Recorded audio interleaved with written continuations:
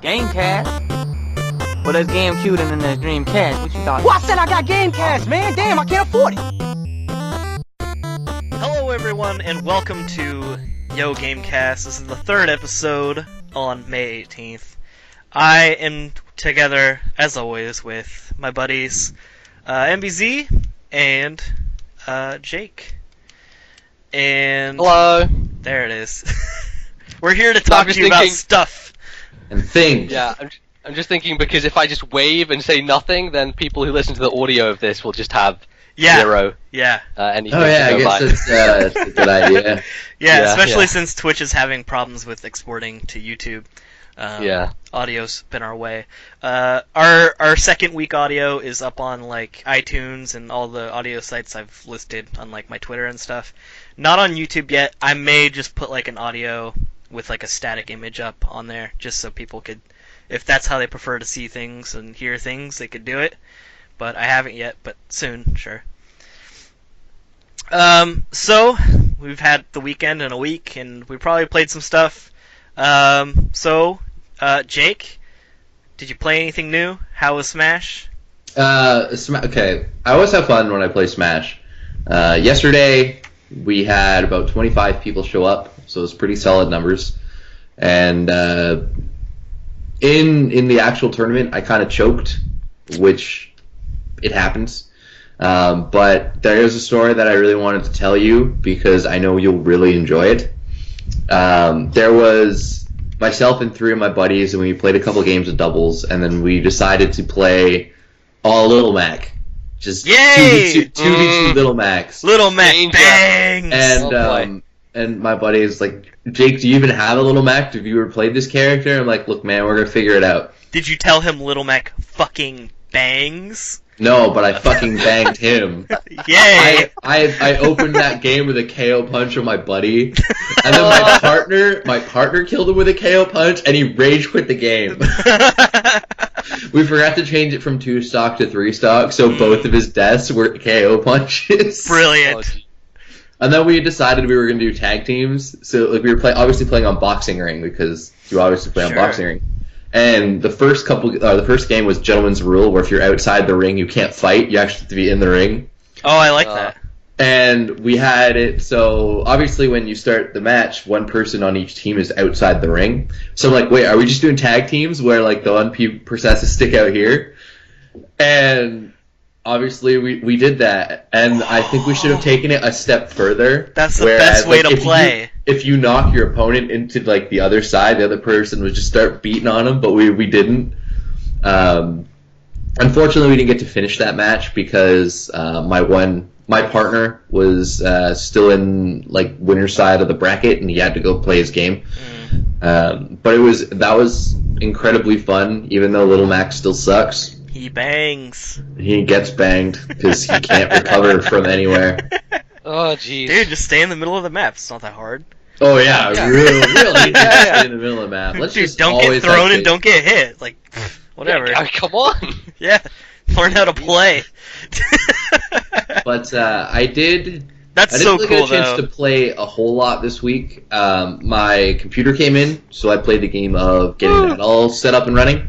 Nice. I dabbled into Contra 3 for a little bit just to make sure it worked. Did the same thing with Super Metroid, as I mentioned last week. After the show, I went out and picked those up. Yay. I wouldn't say like I really got far into them or anything like that. I just really wanted to make sure everything was working, and I didn't just spend $120 on faulty product. Yeah. When was the last time you played Super Metroid, just out of interest? Do you know? Do you remember? A long-ass fucking time ago in a land called Kickapoo. It's been a long time. The last time I played it was on the Super Nintendo, and I was a child, and I played it at my friend's house. So that is the last time. Oh, jeez. So I'm looking forward to going through that again. I probably won't do like any sequence breaking or anything like that. Just kind of play through it at my leisure. But nice. I'm looking forward to it because it's Super Metroid. It's one of the best Super Nintendo games they ever made. But that's pretty much it for me. Now my computer is almost all set up. We were joking earlier because I got home and I set everything up, and I'm ready to plug it in and get everything downloaded and started. And for some ungodly reason, my power supply had no power source.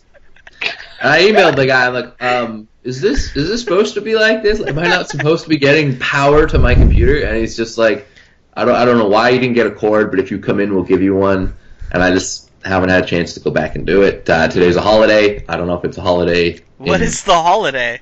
I think it's called Victoria Day. Back in Ontario, we call Victoria Day. But the best part is you don't even know. Well, see, here's the thing.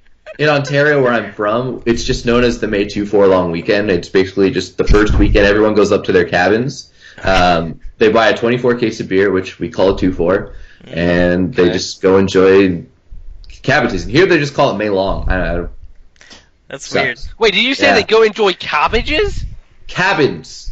Cabbage. Like, I was like, what the fuck? They go enjoy cabbages. I mean, we have a cabbage holiday here. It's called St. Patrick's Day. Everyone gets a corned beef, cabbage, and then drinks green beer until they throw up. Yeah. That's the holiday.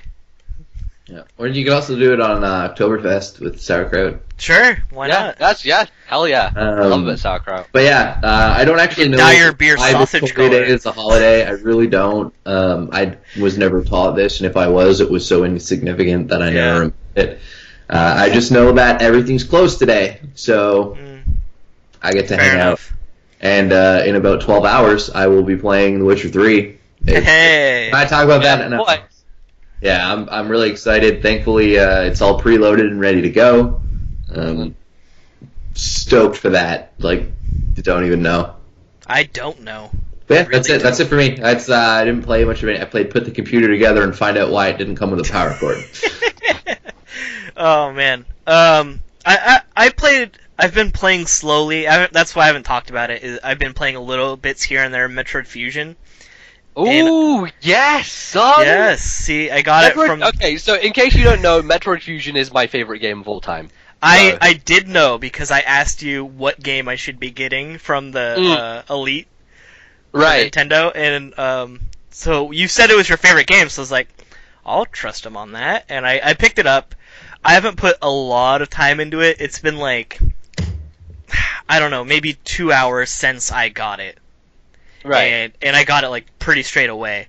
So, like, whenever I go, oh, yeah, like, I have that on my Wii U, and, like, I pick up my gamepad, I'm like, what the fuck am I doing? Like, I don't know where I am. Yeah. But eventually I'll get my bearings, and I'll really play through it, because I like it a lot already. Yeah. Well, I think the funny thing about, like, saying where the fuck am I am is the thing with Metroid Fusion that a lot of people don't like about it is it generally tells you where the hell you need to go, as opposed to Super Metroid, which is like, just, put you in a world and discover for yourself the trails and, like, backtracking. Yeah. Fusion's generally a bit more of a linear game, but I like it because it's very fast-paced. Like, you're always going to the next area, you always, like, have a boss coming up, and it's just one of those games I always go back to and play again and again. I mean, that's really what it seems like, but I'm just so early on, and I can't remember what I was doing. Like, I'm going somewhere, I know that, and, like, but I'll figure it out later. Because, like, my map looks like I've done everything, so I'm like, I need to go back somewhere to figure out where I need to... I'll find it. I'll figure it out. Yeah. But other than that, I've got... Well, I helped my brother move out, and with that, he took his Xbox One. So what I did is, I own WWE 2K15 for it, so I sold it, because it was mine, and then I picked it up for Steam, because it comes with all the DLC soon. They said springtime, everyone who bought it gets the DLC for free. So I've been playing through that, which has been a big love-hate thing, because there's a problem with everyone who has an NVIDIA card, where they... Oh, no. It's not optimized for you? Yeah, it won't even recognize it. Like, I can't even make it play off my NVIDIA card. It will play off my integrated one. And shit. I have to switch, like, every option off, and, like, my resolution, I'm playing at, like, 1260. So it's like... Ooh. Yeah, it's...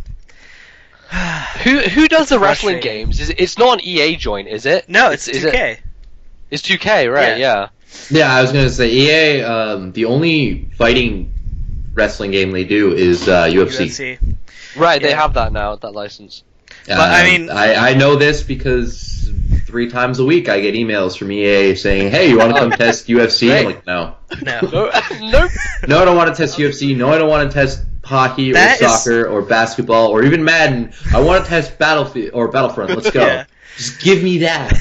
Me and my brother played a demo of UFC, and we're like, it's so complex, and it has to be at a point because UFC is like, it's not a simple thing to like emulate in a video game, but it's so complex that you just can't remember all of the inputs because it's all like do this, do that, like swoop around with the right thumbstick and then this thumbstick, and so it's like very hard to like get a grasp on. But yeah. But anyways, I love WWE 2K15. They made it more of a wrestling sim instead of like an arcade style, and so it's something that I'm a huge wrestling fan, so I love it. Even though it pretty much got universally panned everywhere. Yeah. For a lot of different reasons, but like everything I didn't think was a big deal. As always, I've been playing Hearthstone, and I really buckled down. I'm starting my quest for a gold hero. I'm 10 wins away from a gold hunter. Crap. Yeah. So I mean, I'm gonna hit it this season for sure. I haven't even touched Hearthstone like this season, and it's the 18th, so I'm gonna have to like hardcore play that. You're gonna have to at least log on just to get the card back. Yeah, I figure. What is the card back this month? I don't remember. I don't remember. It never matters to me. I'm always the clouds. For the most part, am like the Halloween one from last year, the purple one with the pumpkin. I love that card back. The cake one was cool. Yeah. I don't really care what the card back is. Yeah. I guess I can just log in to get it. I still need to do Blackrock Mountain though. Oh, Blackrock Mountain has changed the game, and like in a big way. Where it's I know Grim Patron is just so good. It's really good, but it's really complex to play. Like there's like a lot of little intricacies. Yeah. To like it, so like if you play it and you don't really know how to play it or practice with it, you won't do well with it at all. Unless you just get lucky and you get like you get like a really good turn 8 and then everything just kind of falls together and they had nothing. But like other than that, it's I really want to play that deck because that is a perfect style of deck for me. It's like anytime I played actual like trading card games, it was that style. I obviously play a lot of Face Hunter because people like to win. Yeah. But if I actually wanted to like buckle down and play in like tournaments and whatnot, I love control-y decks. I love mid-range. I don't love this like let's just go for the face type crap. Well, Handlock is really good right now. So if you want to get, I have Handlock. Yeah. I think I've got a couple iterations of it that I dick around with. Still run Zoo because let's be honest, and that's really good too. Like it's always going to be poor man's deck, man. Yeah. It's so good. Yeah, Zed, if you ever get in, there's a couple of cheap decks you can build right away, and it's a fun game. Yeah, well, see, the problem I have with Hearthstone and with Blizzard in general is the fact that I'm in Europe and I'm on a European server and I can't fucking play with anyone who's not on my it's 2015. Are you fucking serious? I can't play cross region. You can switch. I know you can make an NA account, but like I've put time into Hearthstone or whatever. Say I've put like 5 hours in. I don't want to fucking make a new account and start all over again. Like that's complete bullshit. And in 2015, with a company who is makes internet-based games for most of their video games, they should have sorted this shit out. And it pisses me off. No, I'm pretty sure half the people I want to play with are in the US, so... I'm pretty sure you can just switch servers and it should carry over your stuff. No, me and Gubs actually tested this. Oh, really? No, they run on different servers. Yeah. Crip has one of each, and every so often he'll hop back on the European servers to get his quests and whatnot done. But everything's completely different. Like he actually doesn't have everything and the ability to make everything for the rest of the game's lifespan. Yeah, it sucks. It really does because, had I known that going in, 100% I would have made a North American account. But at this point, I don't want to just go in there and start over and grind, and it's not worth it for me, unfortunately. That's fair. Yeah. But yeah, so I'm super close to the Gold Hunter. They made a mix between mid-range and face, which has been a killer deck because it's got that early burst down and you can finish late with the burst, but you got sustainability, and that's really been my Like I went from rank 10 to I'm 5, in the middle of 5 right now. So it's been my go-to. I got like 30. I'm probably rank 20 when I log into the game. I'm clearly the best. So there's that, and man, I started playing. I got MAME working on my computer now, and I started a Let's Play. I haven't uploaded it yet, but the first couple parts should go up soon. Of Pretty Soldier Sailor Moon. Boom! Wait, so what's MAME? MAME? It's an arcade emulator. Oh, so, okay. Basically, you can play any arcade game ever.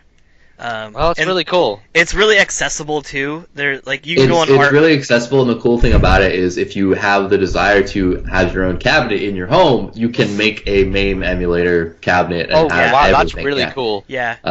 I've seen a bunch of people do it. It's something that I might do at some point, just because why not? It's definitely something I would do once I have a home and have space for it, right? Yeah. That's my thing too. I don't want to do it here and then have to find a new place with that space. Yeah. Also, I don't want to have to I don't want to have to move a cabinet. Yeah, exactly. But it's very accessible. Like, it's everywhere. You can get a complete ROM set on like archive.org. But yeah, you download a whole ROM set because if you want to play a game, there's like builds that are built off of like previous versions. So, like, some games you have to have, like, 5 games to play, like, the version that you want. So, they've made it where it's really easy to get a whole set, and you can just go to town. So, I've been playing this side-scrolling beat-em-up of Sailor Moon. It's been super fun. I love side-scrolling beat-em-ups so much. I've just never been great at them. So, now having Infinite Quarters at my fingertips, I'm going to go through and just play through, like, so many of them. Like, such a big fan. My favorite arcade cabinet that I ever really spent a lot of time and money on, and they actually put a port of the game onto the Super Nintendo, was Knights of the Round, and it was a side-scrolling beat-em-up where you played as King Arthur, Percival, or Lancelot. Nice. And it wasn't very long. I don't remember it being super long, but it was so much fun. I remember playing with 2 guys that I became decent friends with. We were at it was a camp of not like a summer camp, but like you have everybody comes in, they have like all their RVs, or there are people who have like more permanent style places there. I met them there, and for like 2 weeks we beat that game. It took a lot of quarters, but we beat that shit. Yeah, I mean that's the thing about those old arcade games. If none of them are really all that long, if you play them start to finish, I mean they're like an hour. Yeah. To really just beat them, because there's like 6 to 7 levels, and they're all about 10 minutes long, and so they're quick plays if you have enough quarters. Yeah, or if you're just good. Yeah, or that, which I am not. I wasn't very good. I was a kid. The key to every side-scrolling beat 'em up is the jump kick or the jump attack. But if you can just chain those together, you're pretty golden. But it's been super fun. They have this weird special where like the animation like comes up on the screen of like Sailor Moon's face, and she cries, and then like boom, like I hit everybody on the screen. It's great. Okay. it's such a fun play. It's goofy and fun. So yeah, I don't think there were many arcades around in the UK. That's a shame. It seems like it's more of a US thing, and obviously it's big in Japan. Yeah. But I don't really have any memories of going to any arcades because it went really here. Little guy. Yeah. I used to go to an arcade. Yeah, go on a cute arcade day. I almost want to go back to Ontario. Just that we have a really big one. It's called Palladium over there, and it's the biggest one I've ever been to. I don't know how big it is now or anything like that, but it had everything. Like it had virtual fighters. Like it had a like virtual roller coaster. It had literally anything you can think of. It was probably there. Yeah. And we used to go like every March break when I was in like elementary school. I would go, and it was so much fun. Yeah. I spent a long time on Star Wars Pod Racer, to be honest. Oh man. Just because it was like literally in the pod with that's so cool. Dude, that's a fun game. And then have you ever played the Star Wars like trilogy arcade Oh god, yeah. You like sit in the pod. You get like a flight stick. The first level is the Battle of Yavin, so you're in an X-wing. Oh, nice. Yep. And then the second one is you're like on Hoth, and you're like it's kind of like on rails. So like you're shooting like through to like get to the Falcon or something. And then the last stage is like Endor, isn't it? It's The space battle that happens above. Yeah. Yeah, the last battle's Endor, and then once you complete all those, you go to like the last battle against like Darth Vader, and then I think it goes to Emperor after that or something. I never beat Vader, so yeah. How there was did also you play against Vader then? You use like the stick and like the motions you make will deflect, and then you can attack with a button. Oh, nice. Okay. Yeah. I was just wondering with a flight stick, like how would you do a lightsaber duel with a flight stick? Yeah. You have to do like a certain motion, like go diagonal. Right. Or, yeah. There was also a Jurassic Park one that was really good. I loved I actually really liked the virtual fighter because you actually got to like sit there and pretend to punch the person you're fighting in the face. Yeah. Oh man, there's this. I have so many fond memories about cool arcade games. There was one. Oh yeah. That was like a samurai game, and you actually got to pick up like a sword, and there was like this dome around you, so it gets your emotions. So you would like slash, and then it would like Yep. poorly translate that slash onto the screen. Did you ever play the It was basically Super Punch Out, but you actually had to like have the boxing gloves, and they're like friggin' heavy. Yes. So by the time you got to like the end, you were so tired. Yeah. I liked it. That was like legit, man. Yeah. My favorite, most recent one has been an arcade near me got an over-the-top arcade game, and it's just like this beefy arm that sticks out at you like this. Oh, and you have to arm wrestle it. It's crazy. I've seen that one. Yeah. I've never done it mostly because I suck at arm wrestling and I don't want to get shown up. But you don't want to get shown up by a machine. It's embarrassing. Have you been shown up by the machine? No, I went full strength on it, and like I did really well. Okay. But I had to put like my whole body into it though. Like at one point, like I was like, no, my arm is breaking, and I would just put all my weight. That's what I've got a much larger body than you, so I've got more weight behind it. But yeah, I don't know. But I'm built like a bulldog. I'm powerful. Maybe small, but I'm stout. I drink a lot of stout. Does that count? Yeah, think so. I think that translates. So, NBZ, play anything cool? Oh, you know what? I actually forgot. I played Mordor also. Oh, really? Jump back into a bit of that. Yeah, no. I mean, we talked about it, but like I didn't play any more after that. I mean, okay. And I kind of just wanted to mention it on here because like, it was a cool game, but like, I felt like it had like this weird identity crisis. Because it did all these things from different games, and like I didn't feel like they did any of them well. Even the things that they brought in new, like the Nemesis system and stuff, like it in their level ups, and like none of it felt like it really mattered until like you failed a bunch of times, and then you're like, oh, this guy's like really hard now. Yeah, dude, like so many times, especially for the end game where you basically have to brand the war chiefs to bring them on your side. And trying to go into those camps, like if you're under level, because I wasn't really doing that many side quests. I've kind of said before, like I'm not the sort of person who goes out and does every side quest in open world games. I like to kind of mainline it a lot of the time. So I had a really tough time. Yeah, well, you know, it's how I roll. I'm the opposite, man. I'm the opposite. same way. I go back and do side quests if I really enjoy the world. But in that game, I didn't really enjoy the world. Sure, At least not yet. And like playing through the story, I didn't get a lot of story, and maybe that was coming up soon. But no, not really. It never does. The story is easily one of the worst and weakest parts of that game. That's such a shame because It is, especially when it's based on an IP like Lord of the Rings, which is so lore rich and like it's so fascinating and it's such a great world. They didn't really stick the landing on that. It's a shame because like the intro got me. Like the introductory part, I was like, okay, I'm ready for this story. And then there was a little part with Gollum, and I was like, okay, where's this going? And then I played 5 more hours and got nothing. And I was like, well, what is the point of this? Yeah. I mean, you got a little bit with Ratbag too, but I mean that was barely story. Yeah, he's a cool. I like him. He's probably my favorite. Yeah, I character. mean he probably kept me playing because he was funny. There was a little bit of comedy relief in there.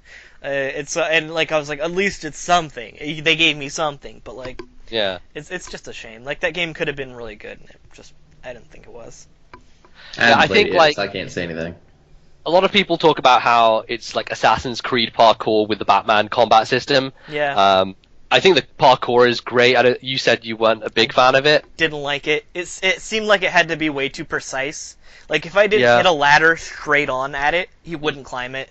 Like if I came at it at an angle, it would just be like he'd run at the wall and then bounce back.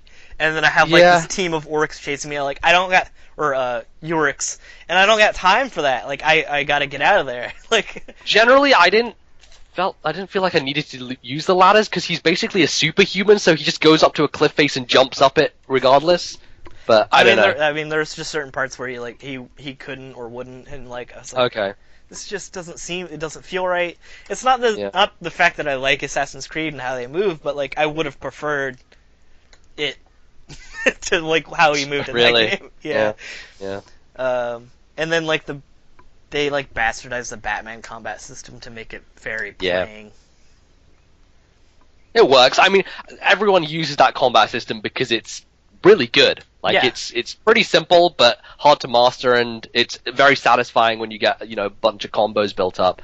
Good feedback. So my biggest pet peeve, and it's not the game's fault, but like there was this one mission where like the side thing to the mission, like if you get like 100, it's like combo, a bonus thing, isn't it? Yeah, it's like a bonus. Yeah. You get 100 yeah. combo, and I broke my first chain at like 50 something, and I was like, crap, I'm gonna get that 100 combo, and it got up to like 95, and then I beat the mission, and I was like, no, I had it in me, and I still hit the combo, but the mission was over, and I was like, fuck.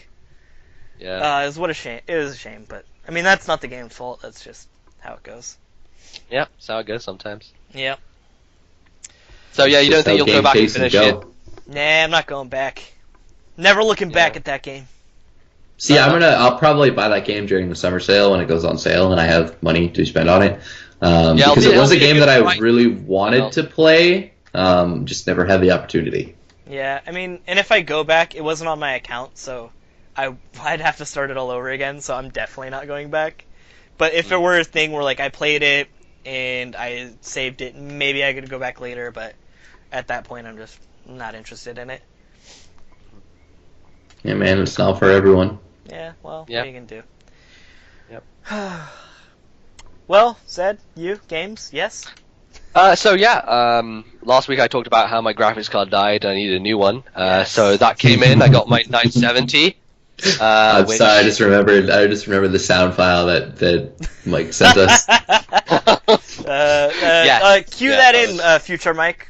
I'm basically ready to bend over and spread them and be like, I'm ready. Do I just like stick it in there? There's a bottle of Vaseline. Yeah, but like what happens when I put it in? Is it going to automatically like... Alright, thank you. Yeah, cue that in.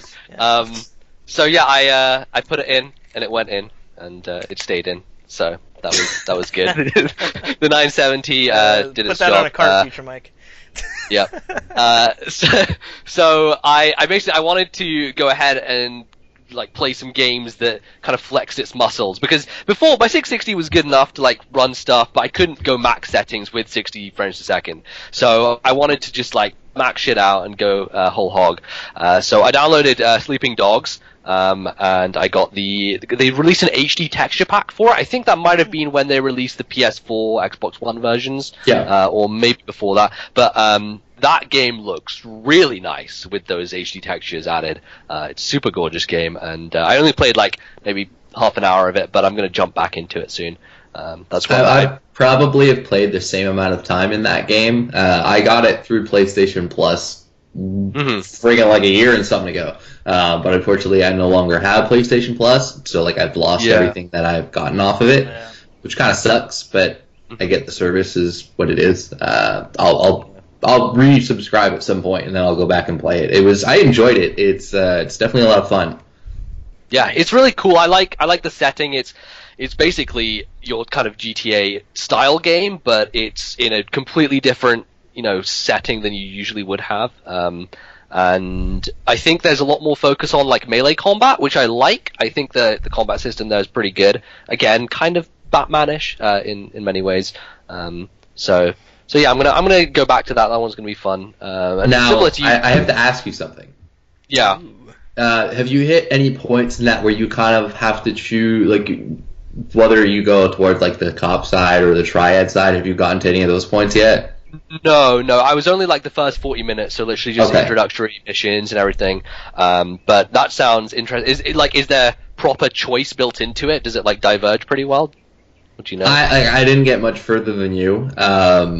It's mostly like kind of how you approach things. Like if you go around and you start killing people, obviously you're going to get some triad points, and you're going to lead towards being a dick. Whereas if you just kind of knock them out and whatnot, you can kind of like stay out towards like, hey, you're actually a police officer. Most people I know of are like, fuck it, let's murder everybody. Yeah. Some of those like it's always more fun to be a bad man. Brutal though. Like I remember, like I shoved some dude into like an air conditioner. It was. Oh yeah, it's really cool because what they do is like context sensitive melee attacks. So you can be like near a telephone booth and there's a grab button. So you just grab the dude, take him over to the telephone booth, and just like fucking slam the door in his head. And like it's pretty brutal. A lot of those things are just over the top. But I like it. It's a nice wrinkle. That's great. Yeah. It's brilliant. Very visceral. Awesome. It's a lot of fun. If you have a chance to pick it up, I know it's really cheap, Mike. Summer sale is probably going to be like $5. Yeah. I would recommend it. All right. Yep. Yeah, absolutely. I love a game where I can play it like I'm a bad man. Yeah. It's just I love it so much. Like I played Fallout that way. I played it so like sadistically and evil, and it's the best way to play a game. It's fun. So I'm such a good person in real life. Yeah. Obviously, you've got to have your outlet. Yeah, your exactly. Fantasy. Yeah. You've got to be a different person. I don't want to refer to it as a fantasy because that makes it sound no. I was going Miami. You're described, man, a fantasy. Yeah. That's bad. So yeah, did you hit up anything else for game playing? So with my graphics card, mentioned before that there's a deal that NVIDIA are doing where you get The Witcher 3 and Batman Arkham Knight for free. I thought I've had a copy of The Witcher 2 sitting on my Steam account for the best part of a year and a half, and I didn't feel like I would be too comfortable jumping into The Witcher 3 without having some context beforehand. So I said, fuck it, I'm going to just play The Witcher 2. And so I played The Witcher 2 in 3 days. I did the whole thing. Basically no life the entire game. And that game's fucking fantastic. Which side did you choose? Right, so here's the incredible thing, is I put like 20 hours in, but there's still so much more of that game that I could go back and play through again, because pretty much more than half of it is dependent on one choice that you make, one path. So, you get to this point at the end of Chapter 1 where you're either going to side with basically a rebellion of like non-humans, or you basically take the human side. And after that happens, like the next 2 chapters are all informed by that single decision you make. And so like you go to a completely different area apparently. So what I decided, I went with Yorvith, who is the elf. And I went to the non-human cause because I felt like, Geralt himself is kind of like, he's not really a human, he's sort of non-human in his own way. And I like the idea of rebellion, I like that kind of uprising thing. So I went down that path. And yeah, that game has so many interesting things about it. I feel like the combat system is a little janky. Like it's good and it works and it's very interesting, but there are points where I was just shouting at the screen because I wasn't doing what I wanted to do. Because when did that game come out? 2011? Was it? Maybe earlier? Witcher 2? Yeah. I feel like maybe earlier than that, right? Maybe. 2011, May 17th. Yeah. Okay. Yeah. So I mean. Oh, geez, that was 1 day ago. Literally a day ago. Oh wow. Which begs the question: why could they just release it on the 17th in The Witcher 3? Because let's be honest, I would be playing that right now. Yeah. Yeah. It would be a solo podcast, I'm sure. Yeah. No, I would. It would be the Mike Show with Mike and Mike.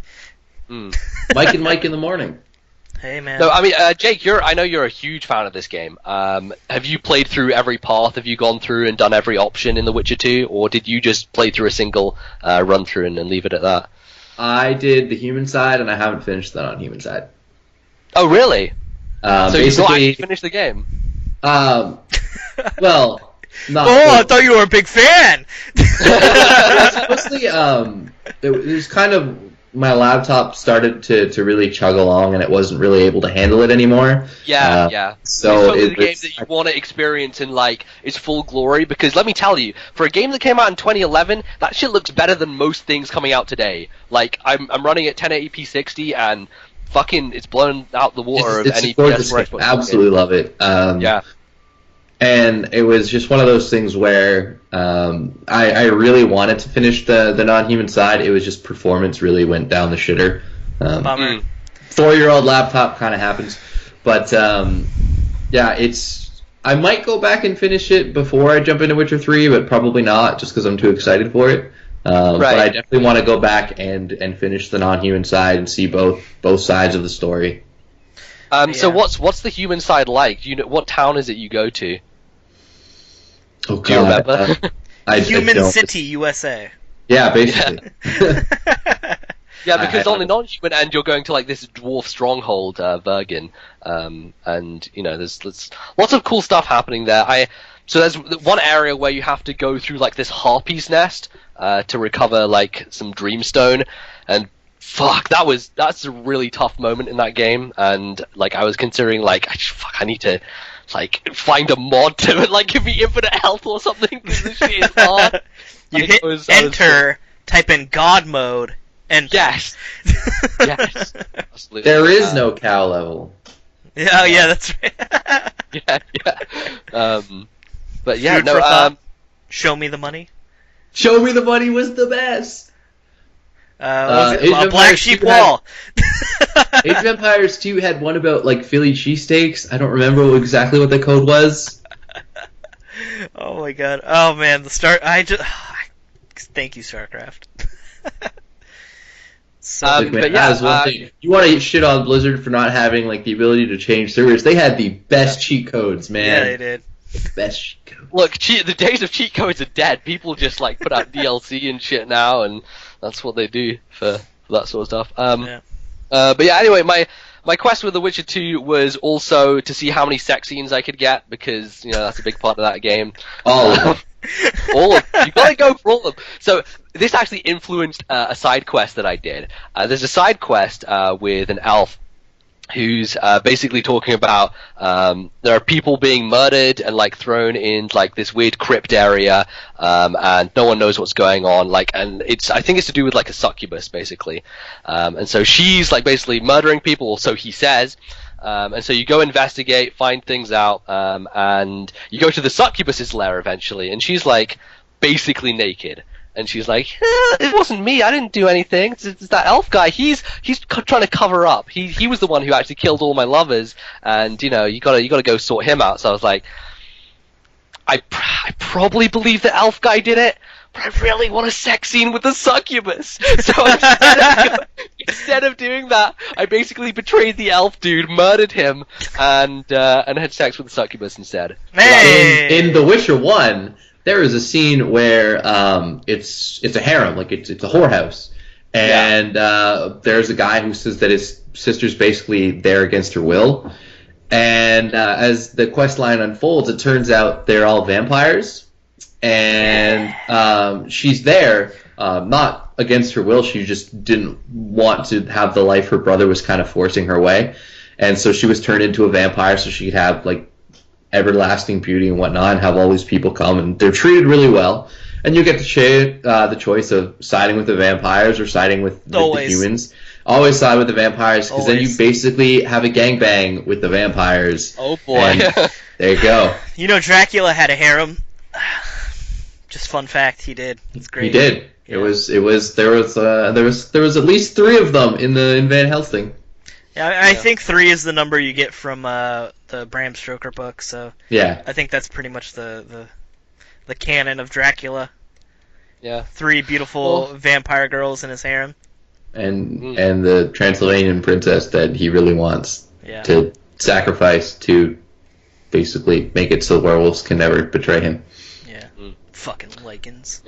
So anyway, Witcher 2's Lichen fucking- scum!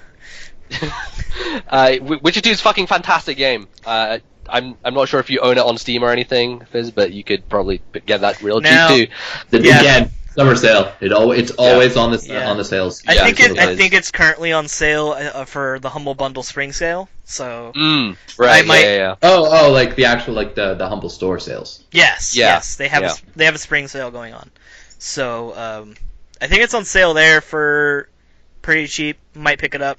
I've been considering it, and so The main gripe a lot of people, especially getting into it, are going to have will be the combat, because you do have to use 2 different swords for 2 different scenarios.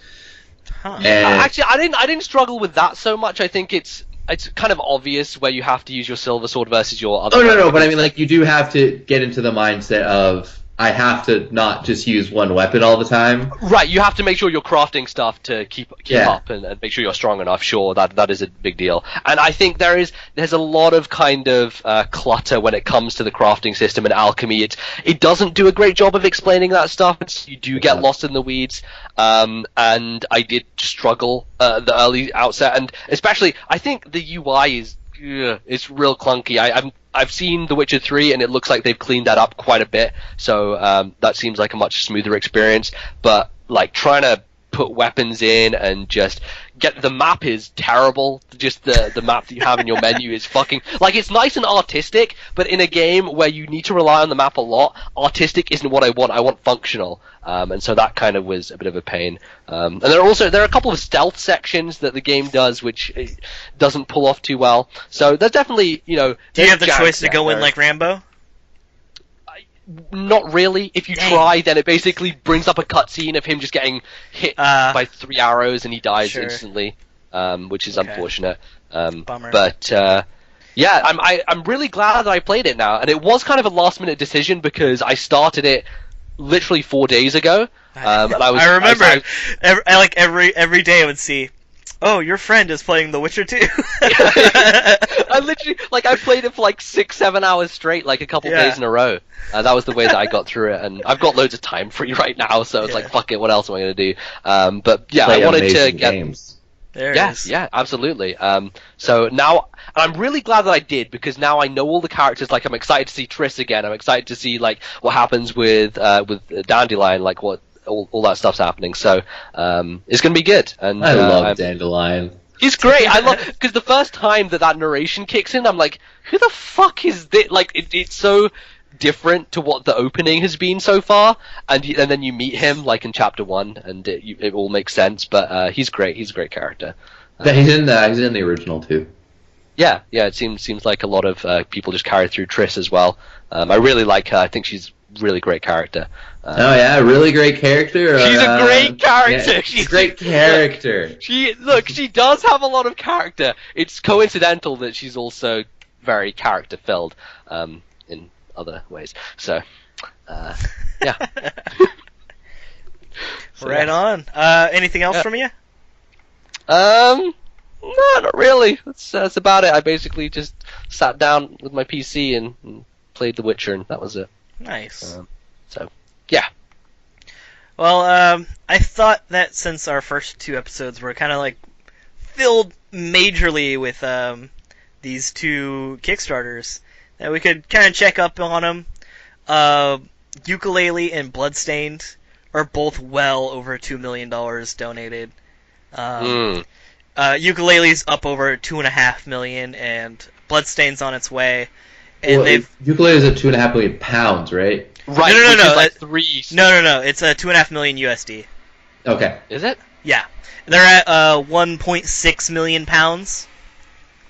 So, Okay. it actually translates, which was nice for me. Because I was looking at it earlier and I was like, oh, that's beautiful, thank you. And they've added in stretch goals. Yooka-Laylee has a new one. It's 2 million pounds, which is what, like almost $4 million? Yeah. About. Around 3.5. Yeah. And then the DLC will be free to all the backers. Which is. That's cool.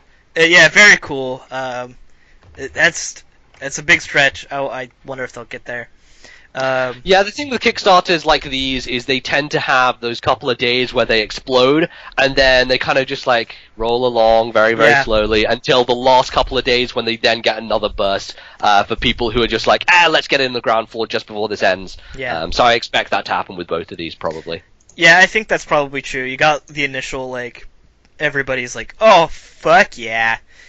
And then you got people like me who are just kind of waiting for the right time because, like, I don't have a job right now, and these are two games I definitely want to back, but I want to give Bloodstained 60 because I want Sword Whip, and I haven't really decided where I want to go with Yooka-Laylee, but like, so I mean that's something I got to figure out my like finances, and I'm sure a lot of people are that way.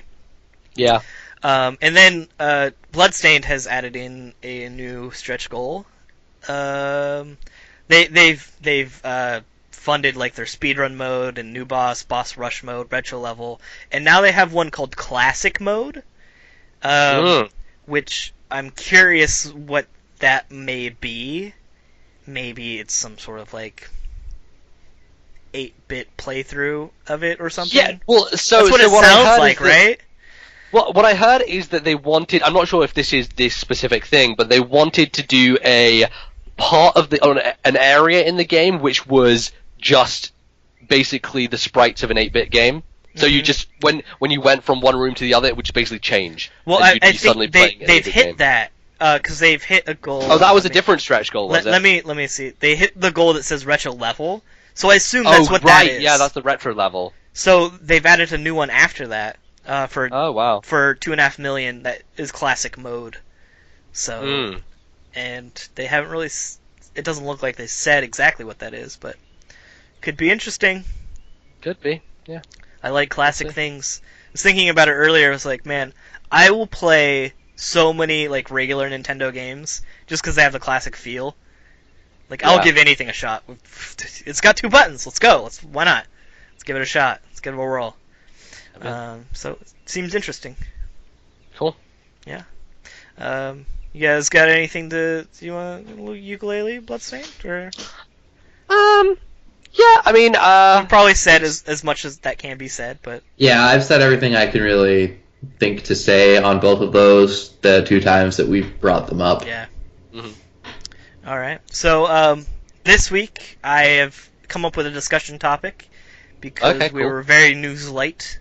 No crazy Kickstarter popped up and laid itself on the table for me. So I want to propose a question to you guys.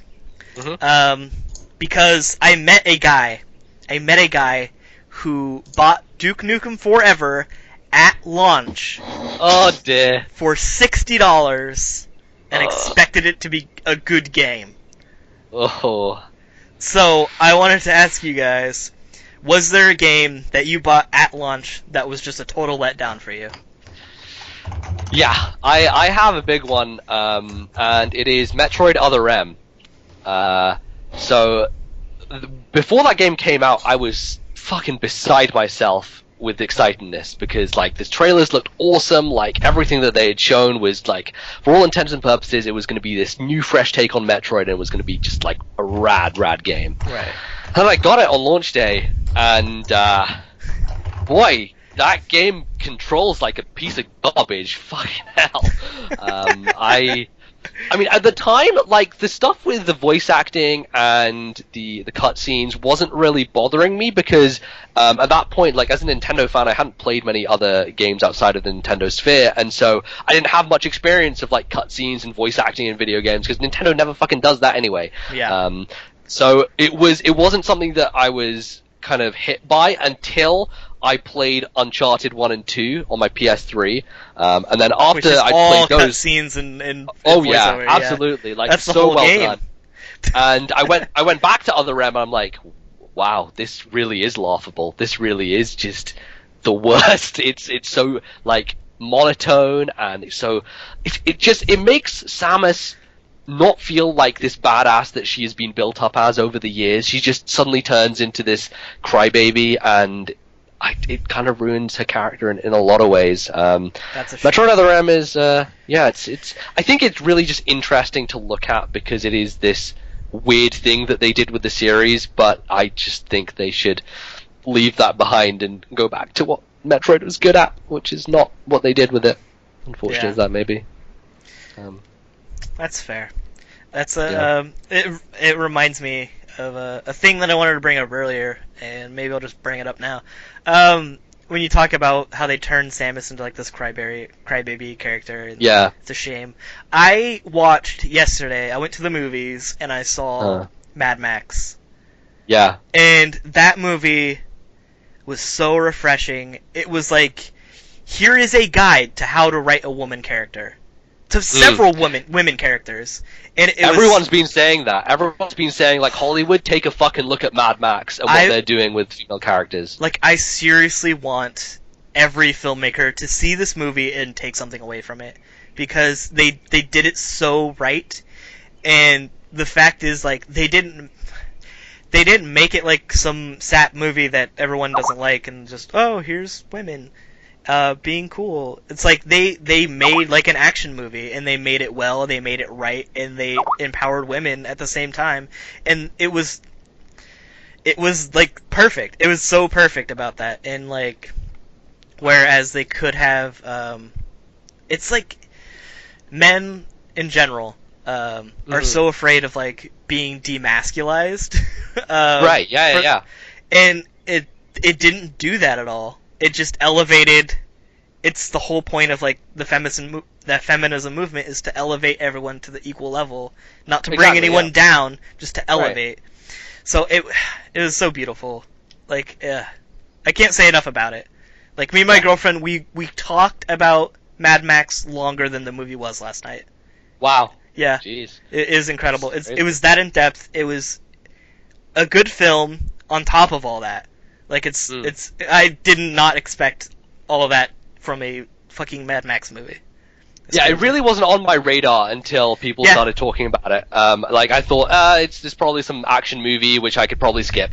And Same. Then everyone is just like going nuts over it. So yeah, absolutely. I started hearing about it, and I was like, I'll go see it. And I was shocked. It was incredible. They actually have a Mad Max game that they revealed E3 a couple of years ago, I think it was. I'm not sure what the development's like on that right now, but be cool if they took some of those sensibilities into the game. Yeah, I would love to for a game to follow Furiosa. Like, she's such a badass. Yeah. She's got one arm, man, and one of them's robotic. Holy shit! Yes, that sounds fucking rad. She's a fucking badass. But enough of my digressions. Jake, do you have any big disappointment games? Yeah, I think he wanted to avoid spoilers. So. Yeah. Coworkers and I are supposed to go see Mad Max either like today or like later in the week. So the second I heard you say you went to see Mad Max, started talking about like, no, I don't want to know anything about it. Just take it out. Fair enough. I won't say another word. But are we still on the topic of like? Yeah, I digressed. So did you have a game that you bought at launch that was just a total letdown? The only one I can really think of is like Dragon Age 2. Yeah. For the most part, if I am not like, if there's a game that I think is a little iffy, I just kind of wait. I don't generally buy a lot of games on launch. The ones I do are kind of safe. Like usually it's just sports titles that really can't go wrong with, or games that are in franchises that are so developed for me that, I mean, unless they pull a Banjo-Kazooie nuts and bolts on me, I'm not gonna hate. But Dragon Age 2, I loved Origins so much and I just got it, and That's on the list. It's not a bad game per se. It's just not as good as Origins was, and to me, it was just.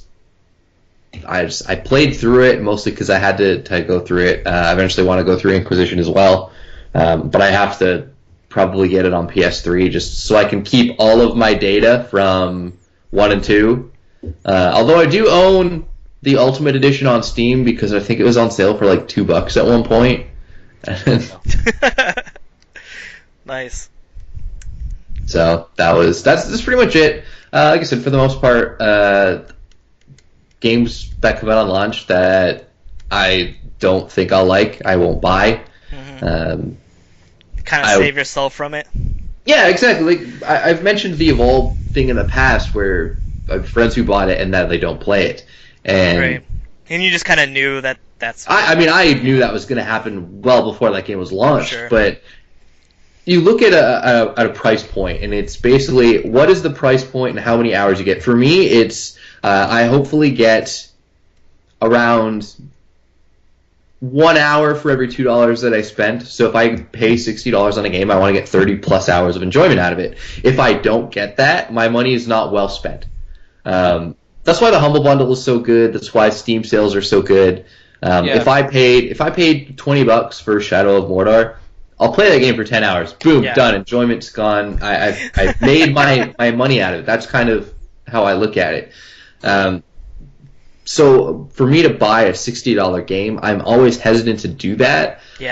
Just because if I don't get my $60 out of it, I'm not getting my $60 out of it. I'm not going to be able to return this to EB for good value. I'm not going to be able to sell it for general value. It's just I have to just accept it as a loss. And it's just something that I'm generally unwilling to do.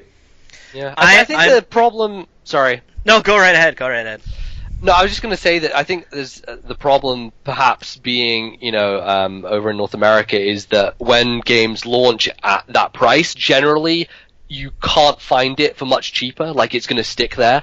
And in the UK, I think retailers have a lot more kind of competition going on. There's not necessarily, there is an RRP, but most retailers are going to undercut that and try and compete with each other to get the best deal. So generally when games launch over here, they are cheaper than they would usually be, and it's a big reason why I can't justify going all digital, say on my Wii U for example, because the prices are just fucking ridiculous compared to the stuff that's at retail at the moment. There's such a huge discrepancy between them that it's not worth my time, whereas if I lived in the US or Canada, then the game on the stores pretty much the same as the digital version. So yeah, I don't think there's a difference in price here. And the other thing is, I don't know, Mike. What's a game on launch price point in the US right now? $55.99 plus tax. So okay, you pay less than I do. For the most part, our games are $70. So Jesus. it's and a lot of it just has to do with conversion rates. Which is dumb because there are plenty of times where our dollar's worth more than the American dollar, but we still have to pay more. We hit it after tax. It's about 65-ish. Yeah, and I know in Australia, just because of the way their dollar works, they have to pay $200 for this shit.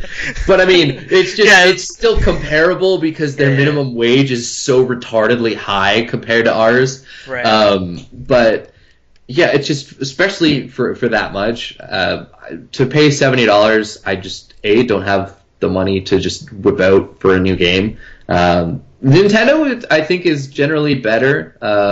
Their games are just always cheaper, which is nice. Yeah, and I think that has a lot to do with their hardware not being as high-end, and so their costs are probably a bit lower, so they can afford to do that. That makes sense. It's possible. What I mean, just in general, the fact that they have lower prices makes me happy because, especially if you look at the past year, Nintendo has so many good games that came out that I really want to go and play, and I can go do that because they're not $70 games, like, say, Bloodborne was. But, that becomes a $400 game because I don't have a PS4 anyway. But, I think that's kind of the thing for me, which is why I don't have a lot of games that I'll buy and not enjoy. And then if I went back and looked at all the games that I've bought in the past 3 years, probably 75% of them are indie games, and 99% of them are not full price games anyway, because I've bought them on sale, or they are indie games that only cost me $20. And then there's that like 1% of games that I've gone out and spent full money on, but they're games that I've either played already and I've no problem buying it full price, like Smash Brothers for Wii U, or games that I've already tried them at some point, is basically what I'm getting at. There's not a game that I've bought since Dragon Age 2 that is just me going in blind, and it's simply me trying to save money.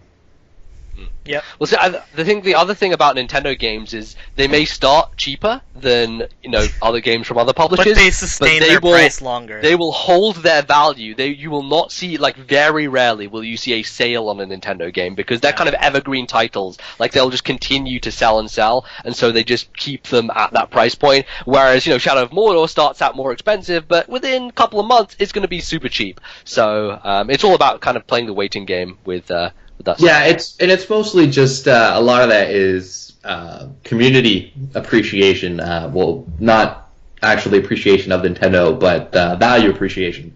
If you look at, say, and I mentioned this last week, the price values of even older games, Nintendo's is on the rise, whereas Sega is kind of been the same for a very long time. And it's not to say that Nintendo had a better library. I had a Genesis. I didn't have a Super Nintendo, and I loved the Genesis. It was fantastic. It's just Nintendo just kind of, especially here, I don't know if there was places that Sega was the main thing. I imagine it would have been in Japan. But in North America, Nintendo kind of was king. So the appreciation for the values just kind of stayed stagnant or went up, and you can see that it's very rarely, even with like Wii U games. I'm in a couple of different groups for buying and selling, and unless somebody's really just looking for a quick sale or they really hated the game, they don't have to mark things very low because they know they're going to get their money out of it. Right. Alternatively, Nintendo just doesn't supply enough, or they've discontinued things. I know that in the States, they no longer have Ocarina of Time 3D for the 3DS. And in Canada, you can still get it for like $20, but I've seen it on eBay from American sellers for $60, $80. Yeah. I've seen it as high as $200 because you can't get it. Right. Me, I have a box copy. I can go buy a sealed copy tomorrow, and it's just kind of that's how Nintendo's always been. And it sucks because, as most people who have ever get into the collecting hobby, Nintendo's going to be the biggest thing that you go to collect because they've been around the longest. And so you're spending most of your money on Nintendo stuff, which is fine, but when you get to the games that are either uncommon/rare, or just games that people love, like the Melees or the Double Dashes and things like this, the price value just skyrockets because we put the monetary value on it at this point in time. And it's just kind of, it's interesting, but at the same time it sucks. Yeah. I mean, here, everything that starts at like a suggested market value, and stores just, that's the price. Like, there's no variation. So when you go to like the secondary market like eBay or Amazon, you still don't even get very much variation. If you can find it used for within like the first week, it's maybe $5 off, so it's really not worth it. As far as Nintendo games go, their value just holds so well. Mario Kart 8 is like still like sticker price here, and it will be for another 2 years probably. Yeah, I mean it took a hit, but then when the DLC came out with 200 CCs, it went right back up. Like you honestly on eBay it was like $30, and then because my girlfriend has an extra copy that she's gonna sell at some point, and then when 200cc came out, it's like back up at like 50, and we're like, whoa, all right. And that's one thing with Nintendo, and especially now where they're doing DLC, because this is still new to them. Yeah. Relatively. It's gonna make that their stupid price points just even more steady, and it sucks because I want to buy some used games.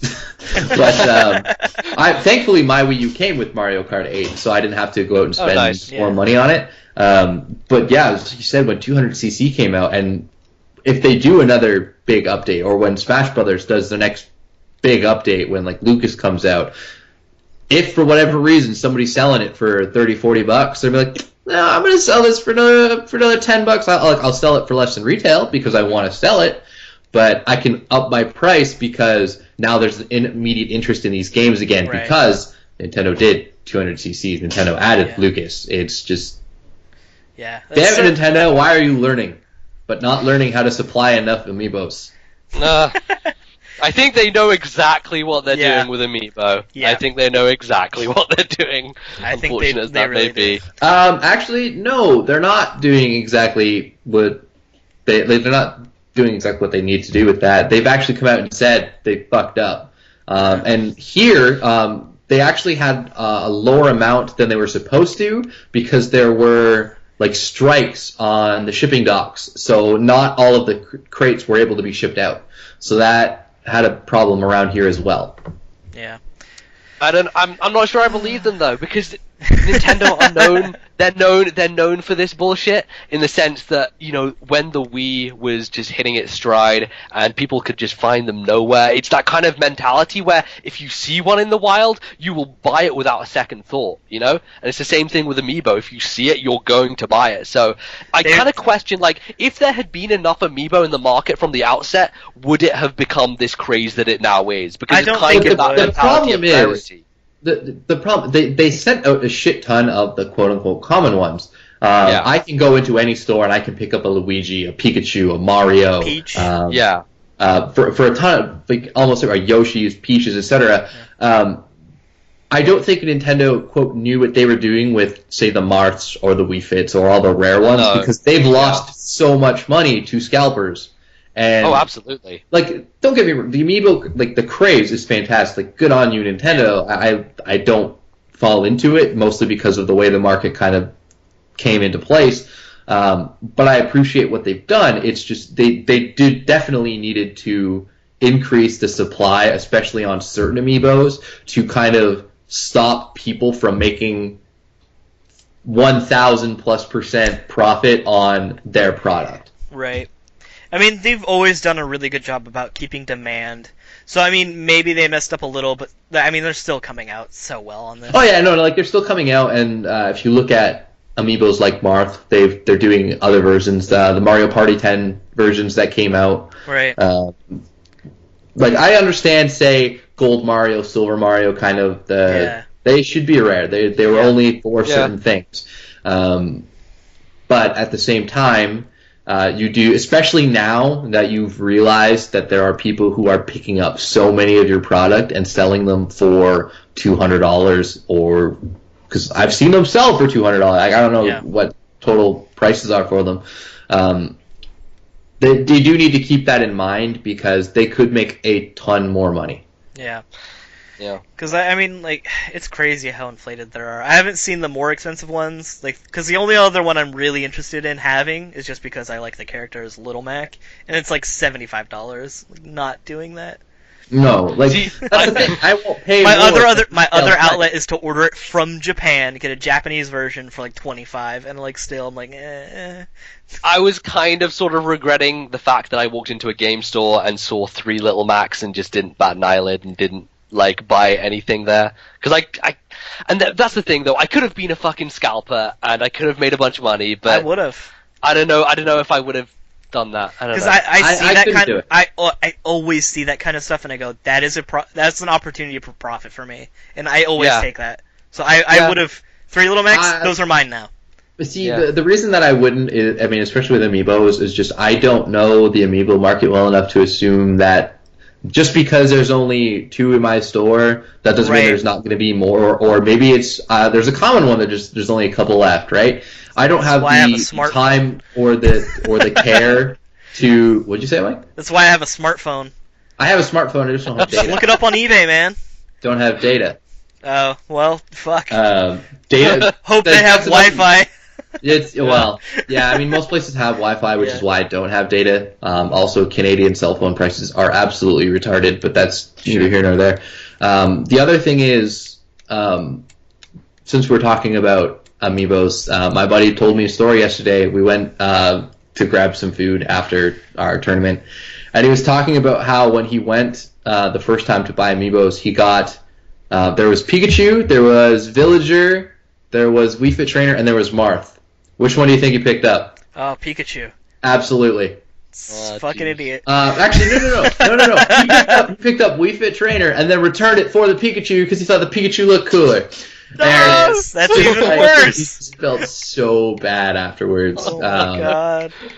Honestly, the only amiibo that I would get as of right now would be Mega Man. It's one of those that like I can still find in stores from here to there, but it's not one that I'm like actively looking for. It's just if it falls into my lap, I'll pick it up. Yeah. And it's only because, as I've said many times in the past, Mega Man is my favorite IP. Yeah. It's thankfully I think it's just like uncommon. It's like not super rare.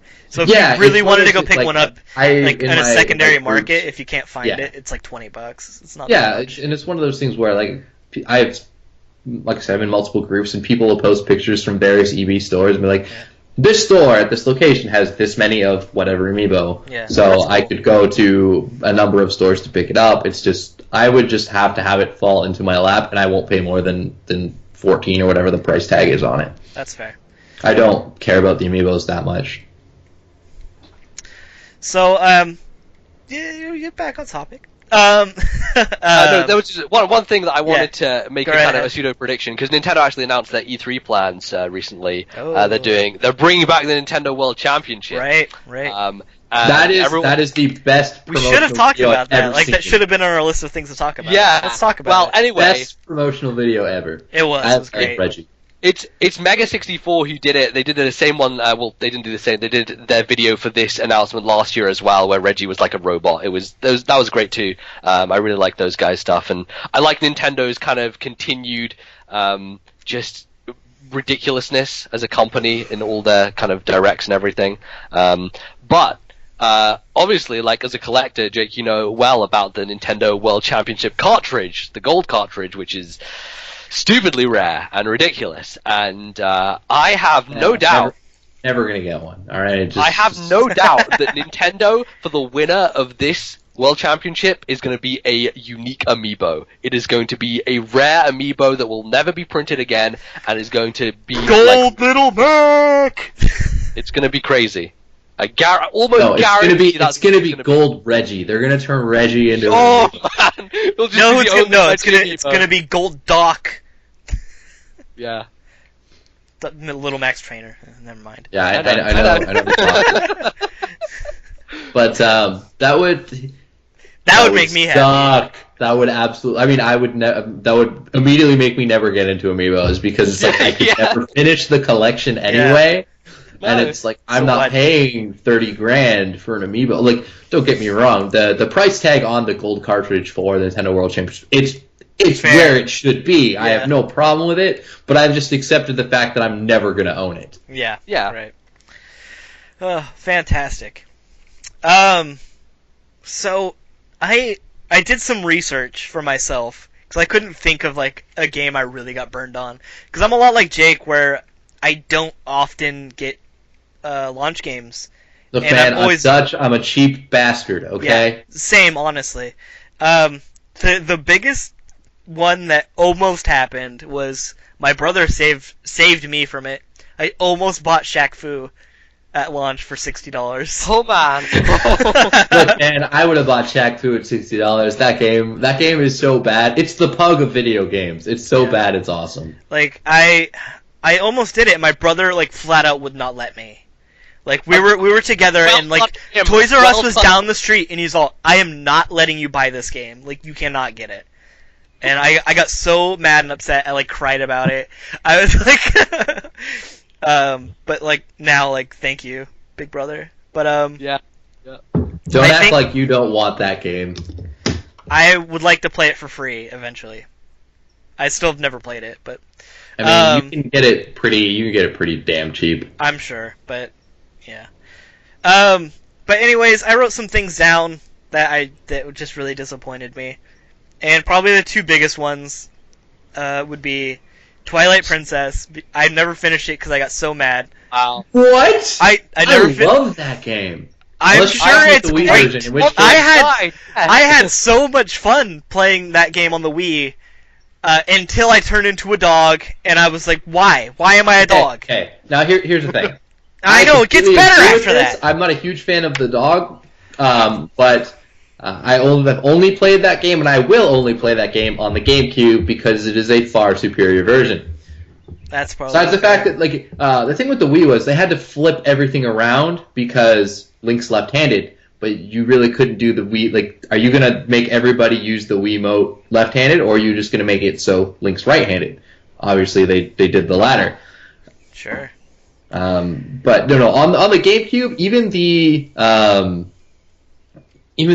shitty dog parts, because I really didn't like that. I didn't like it so much that I said fuck this game. I put it down. I never played it again. That is a game that I beat in one sitting. I beat that game in one day. What?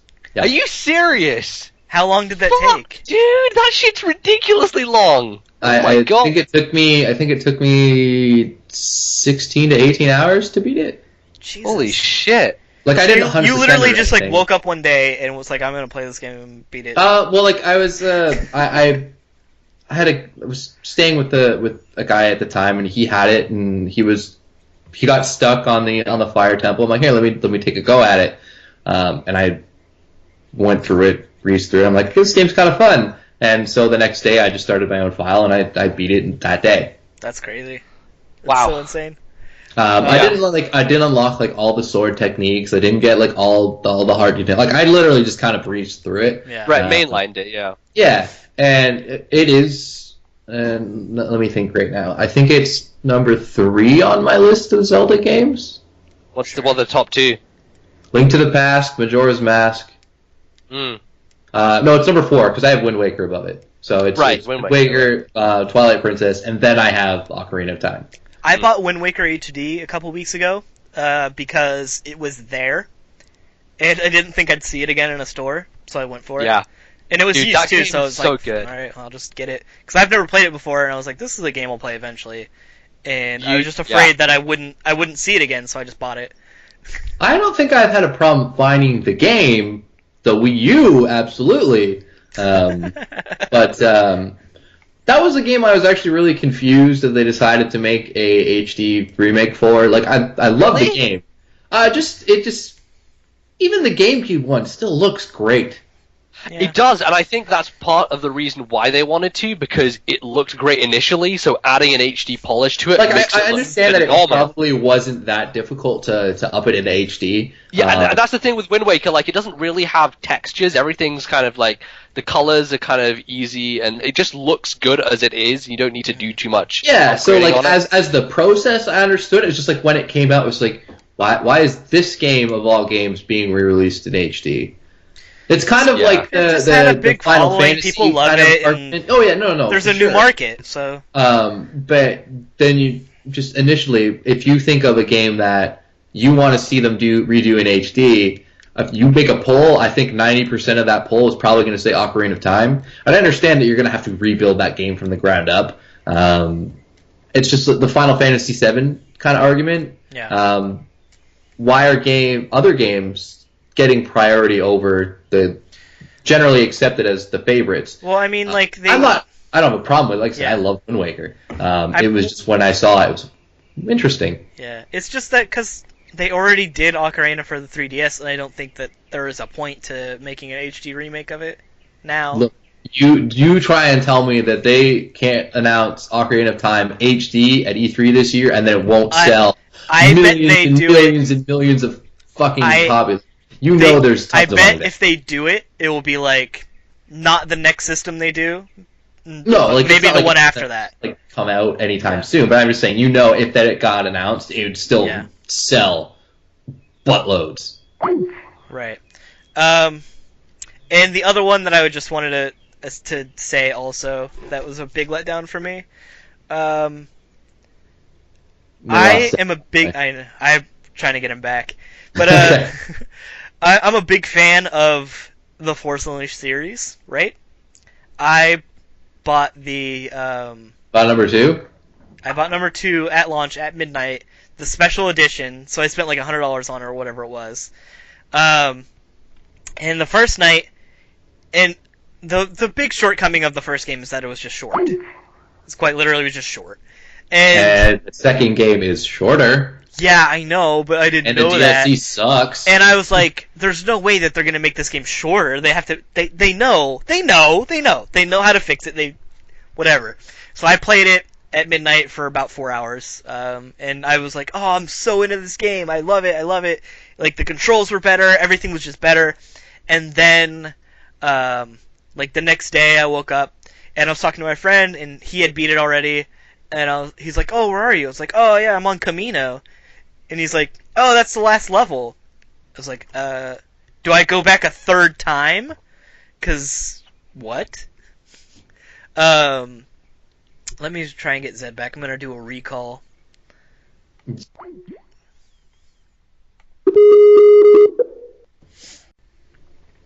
So, oh man, now everything's all janky. Yeah, you gotta fix your webcam too. There, Sarah Michelle Gellar. Hello. There it is. Hello, he's back. Hi. So yeah, my internet took a shit. So I was just talking about my other letdown was getting the Force Unleashed 2, like the special edition pack. Because I didn't think it would be shorter than the first game, and I bought it, played it for about 4 hours the first night at midnight launch, and then I woke up the next morning. I was talking to my friend. He's like, "Oh, dude, I beat it. Where are you?" I was like, "Oh, I'm on Camino." He's like, "Oh, that's the last level." I was like, "Do you go back a third time? Because I'm there now." And he's all, "No, that's it." I was like, "But I've only played for 4 hours." The Completionist is a YouTube channel that, if you don't know what he does, he just 100% games and he reviews them. Last week, I believe it was, he just did his review of The Force Unleashed 2. Right. And that was kind of his thing. There are a lot of cool things about those games. I love that series. Yeah, like combat-wise and a lot of the force powers, it's really cool. Yeah. But just even now, just knowing how short the game is, I don't know if I really want to do it. Just because I don't want to get really into a game and then just have it end. Both games combined are 10 hours. It's 10 hours. Yeah, it's insane. It's just why.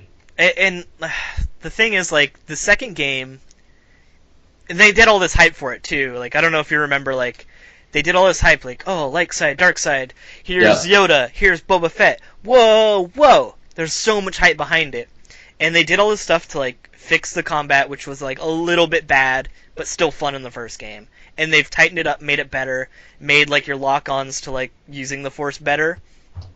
As a game, it played way better than the first one, and I was hyped about that. But then I got to see Yoda for, 30 seconds. I was like, okay. Boba Fett's in the game for, 15 seconds. Wait, this is what all the hype was about? It's 45 seconds combined of all this hype train, and the game's not even 5 hours. It was such a big letdown. I love the game still, but buying that game, the special edition at launch, was such a big letdown for me. I was all I wanted was a 10-hour game. That's what I was hoping for, but it was a big bummer.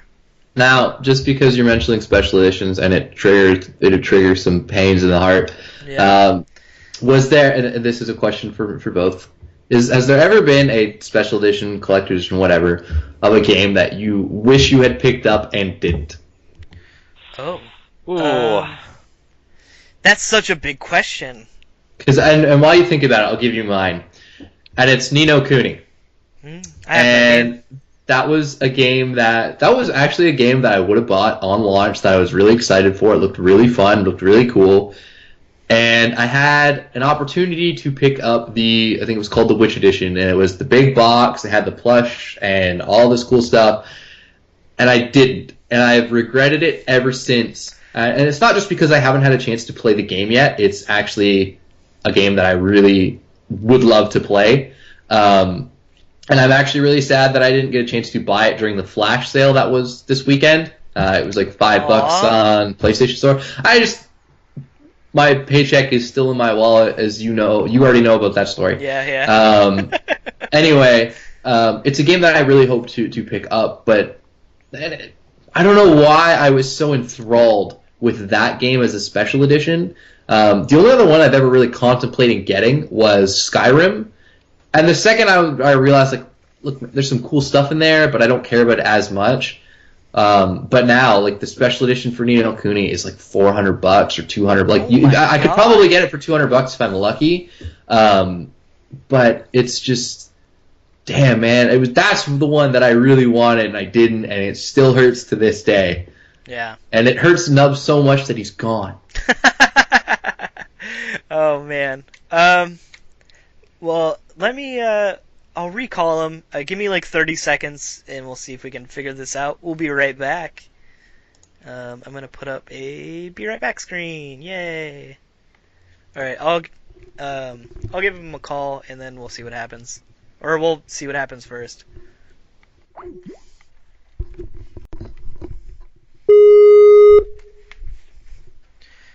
Well, there's you. Look, I'm not the one who bailed, okay? Oh, he's back again. Hey! Let's get this, Fuck's sake. Whoops, that's the wrong one. There we go. Well, what's up with you, man? What's going on? I don't fucking know. My internet decided to be a piece of shit. Well, fuck. I mean, we could always just move on to the last thing we're gonna do, and then we can call it a show. Yeah. Sure. So let's do that. Maybe we'll talk about special editions next week. That could be a good topic. Sure. Yeah. Because I honestly don't know. It would take me way longer time to think about something. That's fine. It was just something that came to my mind as you were talking. Yeah, I like it. I like it. We'll touch on it later. So let's wrap up the show as it is now. Oh, you know what? Last thing. I was about to say there was. There is one viewer question that was emailed in. If you'd like to email us and ask us something, you can do so via our Twitters, or there is an email down there on the bottom that way, in the bottom left-hand corner. Just go ahead and send your emails there. And so this email is from Sullivan. He says, "Hey guys, I just want to say it's really good seeing the three of you back together, and I can't agree more. My question is there any specific reason why you rebranded it to Yo Gamecast from 2.5 Gamers, aside from being a while since last recording? Hope you all have a wonderful day." Thank you, Sullivan, for sending that in, and I will let Jake take the helm of this one. Go right ahead. Okay, so for anybody who wasn't aware, 2.5 Gamers was actually my passion project, and the reason we didn't rebrand it had nothing to do with the last time of recording. It was more of just Yo Fizz, Yo Gamecast. It's his idea. He approached me and he approached Zed, similar to the way that I approached them when 2.5 Gamers came out, and said, "Hey, do you want to be on a podcast with me?" And I said, "Absolutely, yeah, sure." The thing with 2.5 Gamers was it took a lot out of me. I had a lot of ideas and designs for the show that just never came to fruition for one reason or another. And I said, I'm happy to join in, but I made it very clear that I don't want to take as big of a role as I did in the 2.5 Gamers kind of the moniker with that. Basically did everything. I did everything. Yeah. And I don't necessarily think there was a reason that we didn't keep the name. It was just Mike kind of wanted to go through his rebranding process. I've gone through my little kind of name change, and I haven't really been on the internet very much since. It was just kind of a new project, so it got a new name, is really what it boiled down to. Yeah. I don't think the thought to keep the name 2.5 Gamers ever really came on the table. I never thought about it. I don't know if either of you guys did. No. Briefly. But it was mostly just, I just think it's a whole new show. We're going to do a whole different kind of thing, hopefully, than what we had with 2.5 Gamers. Yeah. And that's pretty much it. It was no real reason. Yeah, it was just, it was a new thing. It was pretty much me taking the lead on it. And I had a lot of ideas, most of them bad. Not saying this, the idea for Yo Gamecast was any good, but it's probably the least bad idea I had. I was always obsessed with Gamecast because the only scene worthwhile in Malibu's Most Wanted is what you hear in the intro. Jake disagrees, but no, it is. There are so many worthwhile moments in that movie. That movie is awful. Like it's not a good terrible movie, but it's so funny at times. It's just like, hey man, it's a PlayStation 2. What do you guys like? I got a Gamecast. Like Gamecast? Well, there's You got GameCube or Dreamcast. Which one you got? No, man, I got a Gamecast, man. I can't afford it. So, like, it's a scene that just stuck with me for however long that movie's been out, like 15 years or something. That movie came out when I was like in elementary school. I remember like it was my buddy's birthday and we had like a sleepover and we watched it then, and it was like just as it got released on like DVD. I think we rented that movie from Blockbuster. That's how old it is. And the scene is just. It's probably my favorite scene too. Yeah. Mostly just because I'm a gamer. Yeah. But yeah, the movie itself, like if you haven't seen it, like I don't recommend going out of your way to watch it. But at the same time, I think everybody should watch that movie just to see. There are some good lines in it. I'm not gonna lie. I'm sure eventually it will be on TBS on a Sunday. Just sit down and watch it then. And we lost Snubs again, so I guess it's a good thing that we're gonna. Well, he's here. He just has no video. He's here, but not. Yeah. Well, just stay in audio. That'll be fine. They'll see you eating them up. You just completely ruined the layout, but that's okay. Yep. Yeah. Well. I guess it's a good thing that you can't export video from Twitch because the video of this is just completely messed up now. Yeah. Well, it's not the worst it could be. Well, so yeah, I mean that was basically it. I mean Jake put it really well, and you know this is it's good. I would love to have a podcast empire. Like I have still like more ideas for podcasts I would like to do in the future, and this is just one of them. So. And I think with that, we could start wrapping up and then wrap up the show. So, like I said before, if you want to email us and ask us a question, there's an email in the lower left-hand corner. You can subscribe to my YouTube in the lower right-hand corner. You could reach us at all of our Twitters underneath our respective images and faces. If there's anything you guys want to quick add before we go? Go ahead.